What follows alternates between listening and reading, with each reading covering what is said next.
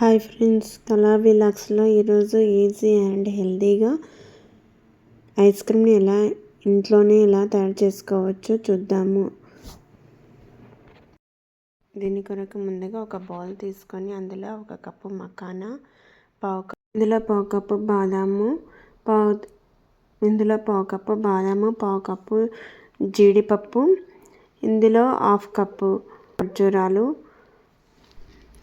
ఇందులోనే పావు cup oats, cup పాలు పోసుకొని ఒక 1 అవర్ నానబెట్టుకొని పక్కన ఉంచుకోవాలి.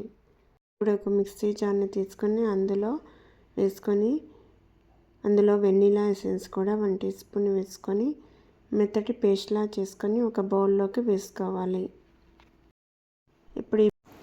ఇప్పుడు దీనిపై జీడిపప్పుల్ని చిన్న చిన్న ముక్కలుగా కట్ చేసుకొని డెకరేట్ చేసుకొని ఒక 2-3 అవర్స్ ఫ్రీజర్లో ఉంచుకోవాలి. 2-3 అవర్స్ అయిన తర్వాత ఫ్రీజర్లో నుంచి తీసి సర్వ్ చేసుకోవచ్చు. ఈ ఐస్ క్రీమ్ను పిల్లలకి ఎంతో ఈజీ అండ్ టేస్టీగా హెల్తీగా ఇంట్లోనే తయారు చేసి ఇవ్వవచ్చు. ఇందులో ఎటువంటి షుగరు, మిల్క్ పౌడర్ లేకుండా ఈజీగా తయారు చేసుకోవచ్చు. ఈ వీడియో నచ్చితే please like, share and subscribe.